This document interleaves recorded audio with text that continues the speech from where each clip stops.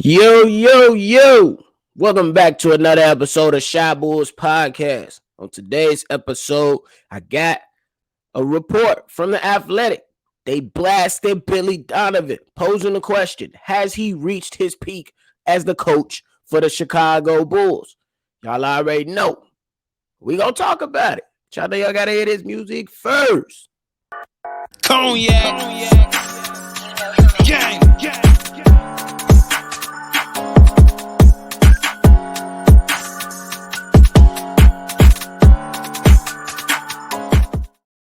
Shy Bulls Podcast with the Cognac Boys. I'm Cognac Boy Bobby, and I'm holding it down on another episode of Shy Bull Podcast with me and my co-host, C-Dub. If you like what you're listening to today, hit that like button and subscribe to the channel if you haven't done so already. Now, look, y'all, the Athletic, in my opinion, they blasted Billy Donovan. So I want to talk about the article a little bit and then give my viewpoints on Billy Donovan to say, hey, has he peaked as a coach of the Chicago Bulls?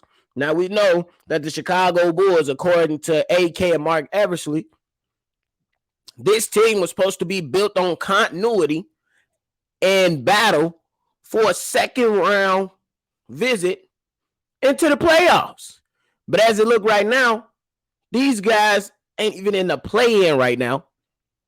And if they do somehow claw their way into the play-in, you know the chances are very, very slim to make it to the second round if you starting off your first round playoff against the Boston Celtics or the Brooklyn Nets, because they rising.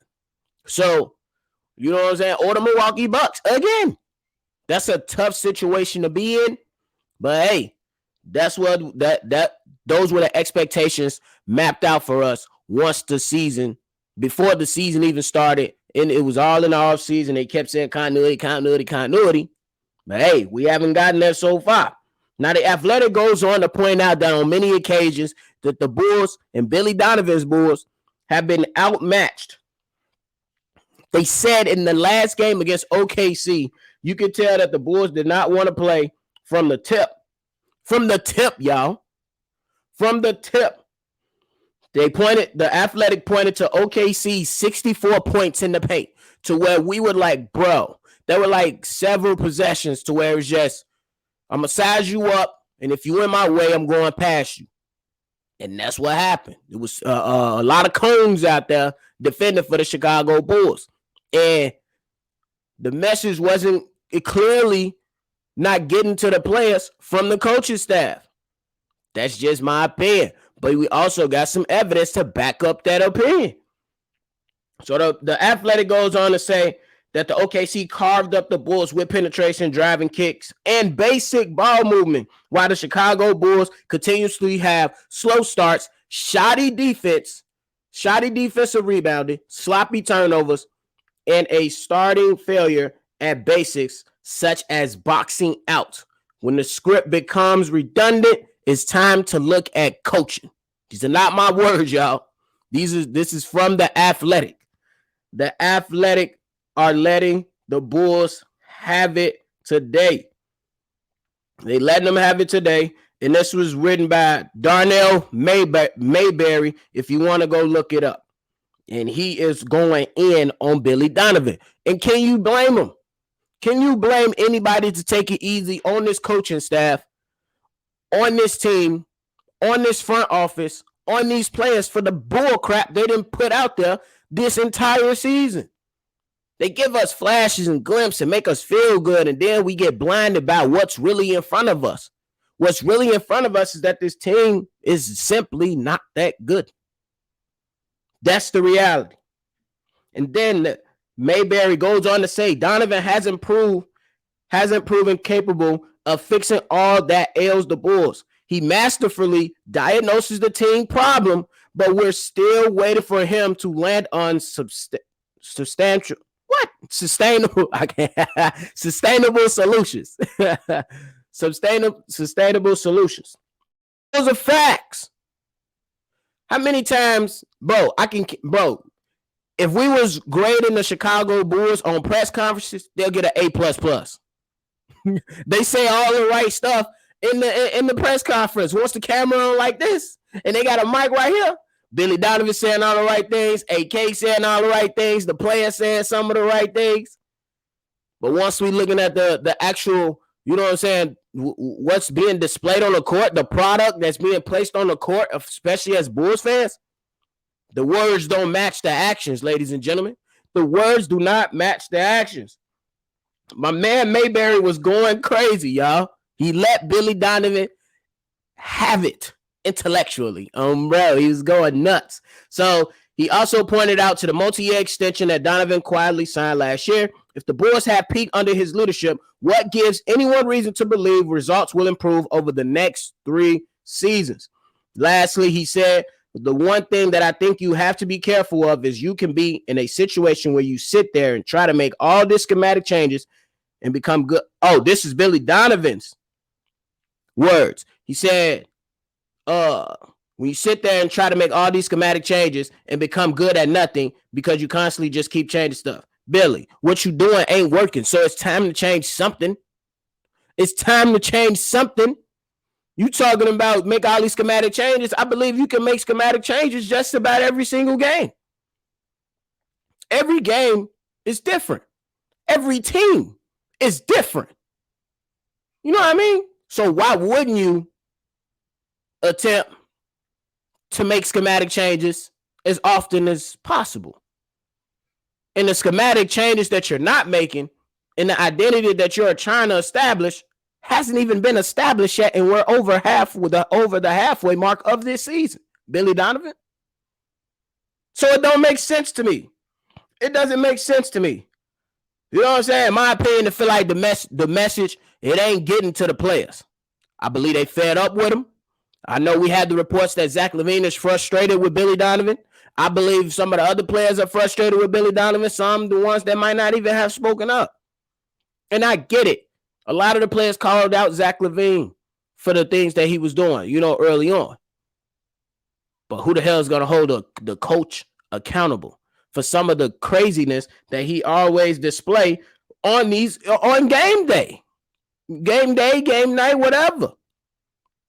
Billy Donovan has not impressed me this year. We had some moments here and there, but overall, he has been subpar as a coach, in my opinion. Yes, a lot of people going to allude to the first half of the season last year when Lonzo Ball was back. Okay, it was great. It was great to see that the Chicago Bulls was playing team basketball. But once Lonzo went down, you telling me one player affected your entire system and you can't revamp that system? You can't implement something that plays more into your hands as a team? Good coaches get the best out of their players. Good coaches get the best out of their players. How has Patrick Williams looked? So inconsistent. How has Ayo Dosunmu look? So inconsistent, and definitely not the same excitement that we had last year versus what we're seeing this year. Call it a sophomore slump. Call it that he hit a wall. Call it that he just having a down year. Fine. But some of it, and all of it doesn't go to Billy Donovan, but as a coach, you got to put your players in a position to succeed. The offense is strictly centered around DeMar DeRozan. And then you fiddle in Zach LaVine and Vucevic here and now. With no DeMar DeRozan, what are the Bulls doing? They're going on 3, 4, 5 minute droughts. That's been happening with DeMar on the floor as well. You know what I'm saying? So it's a lot of things to consider when you thinking about, has Billy Donovan peaked as a coach? And I will say yes. My opinion, I will say yes. We seen what we can get out of Billy Donovan, bro. And that's a first round exit as a coach. And I'm not saying last year we were supposed to go ahead and beat the Milwaukee Bucks in round 1. But if you think about the coaches from the other teams, you selected any of those coaches before you get to Billy Donovan? Yes, you selecting quite a few. Doc Rivers, you're going to take Doc. Mike Budenholzer, you're going to take him. even Buddy from the Celtics, especially when they get the head coach back. If he comes back, Ime, you ain't selecting Billy over Ime. You selecting Eric Spoelstra over Billy Donovan? Yes. So we need more. We need more out of this coach, and some of it can be blamed on roster construction as well. I believe the roster is not good enough. We stink. I went on a whole rant yesterday. We stink. But a lot of it is along with roster construction, coaching, and players. The blame goes around, baby. The blame goes around. Because it's a lot of times we'll be sitting there, we're questioning Billy Donovan rotations. It's guys that have it going in the first quarter, Billy Donovan yank him. Why are you yanking a guy that's getting hot? Why are you yanking Patrick Williams and you see that he's feeling it? Why did you put in Patrick Williams in for 2 minutes and then take him out? Why did you put, it's a lot of questionable things, and then it's the game plan. It's just the slow starts. It's the adjustments, the failure to adjust. Because, when we played the Knicks in the back-to-back game, we lost both of them because I believe there was a failure to adjust. You didn't adjust until you had to play him a third time, and then that's when you went with a Drummond and Vucevic lineup, which something that could have helped you in the previous game when they inserted Grimes into the game, and he had 5 rebounds in a minute. This team is getting killed in every facet of the game. On most nights, especially against lesser teams. Why do we always have a slow start, Billy Donovan? Why? Because these guys are not engaged, so that's a player thing, but a coaching thing as well. And I don't think that the game plans are really that good. That's just my opinion. You know what I'm saying? And I'm not going to just, poop on them the entire, episode, but at the same time, bro, there has to come to a point to where we got to keep it a buck, criticize fairly, and things like that. Yes, roster construction is a problem. But as you can see, when you have coaching, there are things that you can still get the best out of your guys if you coach well. Prime example, Mike Malone up in Denver. He had Joker, and I'm not saying none of the boys play on his level. But last year, no Murray, Michael Porter Jr. hurt most of the year. My guy still was in the playoffs. They still find their ways to win games. You know what I'm saying? So coaching matters. You can get the best out of your players if you set them up for success. That's it. And I also think my last few points before I go, I think that this offense lacks creativity. The Chicago Bulls are 1-4 in overtime, and they 4-14 in clutch games. They stink. Why? Because everybody knows that Billy Donovan is going to DeMar DeRozan in clutch moments. And it's going to be an ISO ball show. They're going to play ISO ball to close out the game. And teams are just, some of that's on the player to recognize what he needs to do.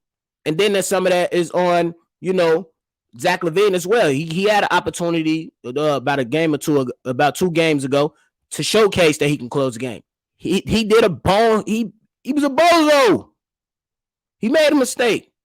And that's all it really is. You know what I'm saying? And we know that this team lacks shooting. We know that this team lacks shot blocking. We know that this team lacks rebounding. But yet, these guys still went out there and went guard heavy.